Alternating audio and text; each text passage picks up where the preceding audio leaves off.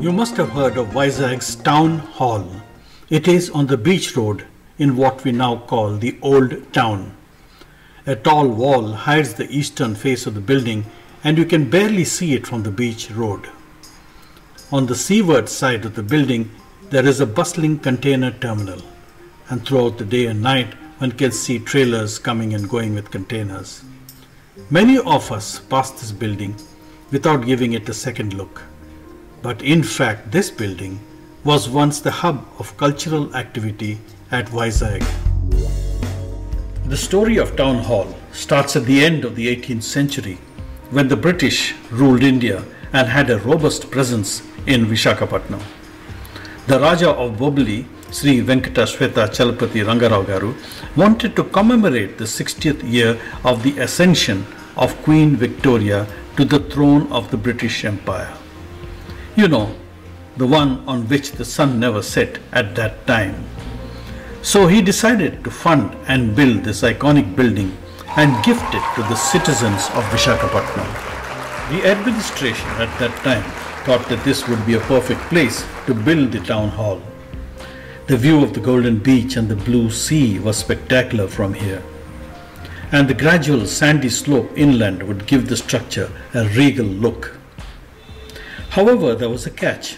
The area was inhabited by several local fishermen and they had to be relocated. Between 1896 and 1899, the houses in the area were all bought up for a princely sum of Rs 27,000, and the fishermen were relocated to an area across the Upputeru Canal, what is now the channel to the port. The fishermen were transferred to the new site, but soon after, several of them got ill and died due to unhealthy conditions in the marshy land there. In 1900, they were then resettled to another location on a sandy hill at what is now known as Jalarpeta on the south of the current coastal battery. After eventually settling the displaced people of the area, the foundation stone for the town hall building was laid on 3rd April 1901 and the work commenced in earnest. The structure of the town hall came up between 1901 and 1904.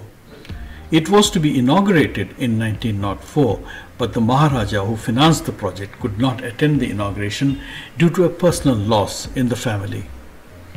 As an alternative, the authorities invited Lord Ampthill, Governor of Madras Presidency, to preside over the opening of the new town hall building. But he also could not make it to the function. Was the inauguration jinxed?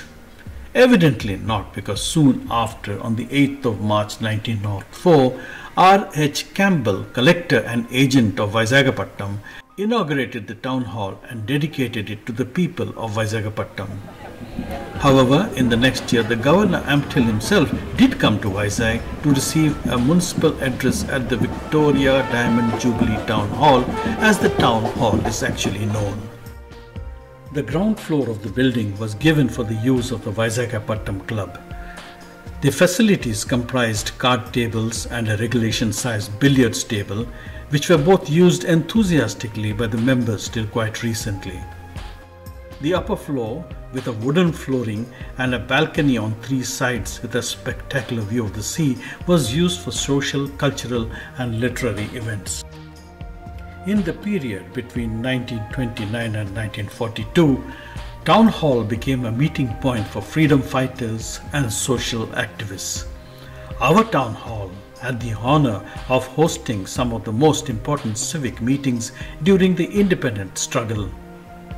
The Salt Satyagraha meeting took place here, and as a symbolic defiance of the Salt Act, some salt was made at the beach in front of the town hall. The hall was also the venue for most of the literary and cultural events of those days, attended by great personalities like Sir C.V. Raman and Dr. S. Radhakrishnan. The great Mahatma Gandhi visited Visakhapatnam on 28th April in the year 1929 to promote the Khadi movement, and he addressed a large gathering on Khadi on the beach road opposite the town hall. The town hall was bustling with activities for many years.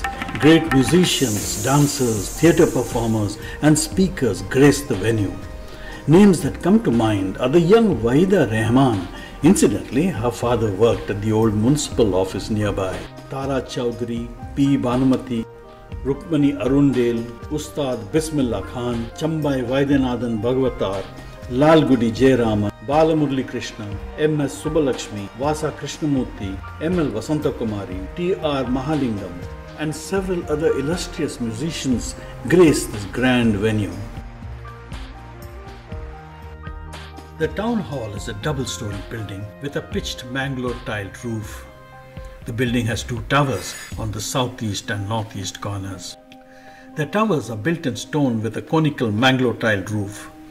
An interesting feature of the design is that both the eastern and the western faces can pass off as the front elevations of the building. The town hall had been through a rough patch since the 1990s.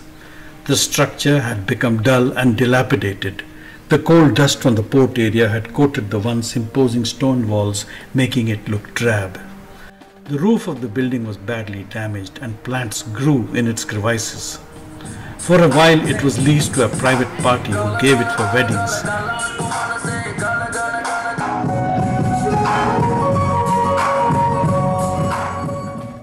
Cooking of food, frequent temporary decoration took its toll on the building.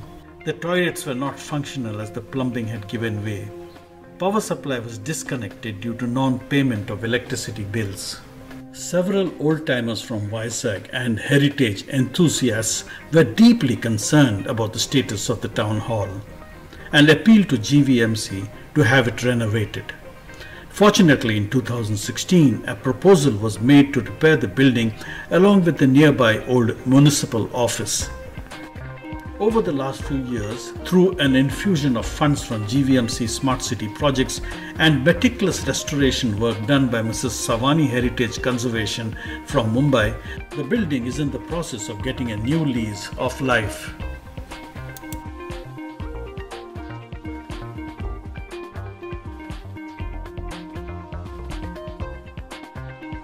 The ground floor of the town hall, in which the club operated for many years, is now being renovated. The roof of this portion is supported by I-beams imported from Scotland more than 120 years ago. It is now above this elegant false ceiling.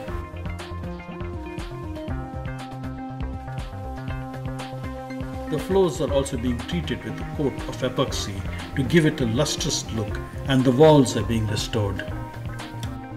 As we climb up to the large imposing hall of the building, we can admire the fine wooden floor which has witnessed much of the history of Vizag.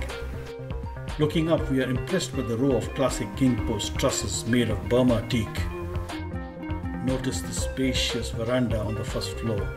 The immaculately dressed stone walls of the building give it an aura of regal dignity.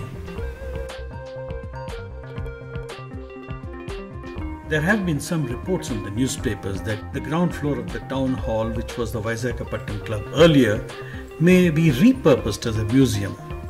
When the proposal for setting up the museum here comes up, we hope there will be public consultation with regard to what type of exhibits will suit it best. It will benefit the GVMC to discuss the proposal with those involved. The town hall itself must be used only as a venue for events of distinction. It is desirable for the building to be managed by a committee of Visagites in partnership with GVMC. We are all hoping that this building maintains its purpose as the town hall for the people of Vizag as it was originally intended.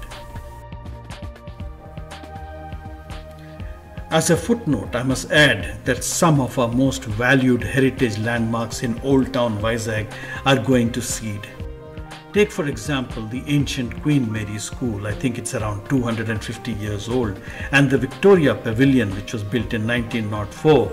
Structures such as the century-old King Edward VII Market, locally known as the Kurapam Market, was knocked down by GVMC itself in 2013.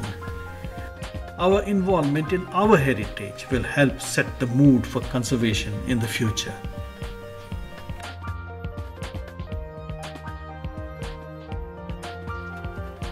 Please share this video with as many people as you can.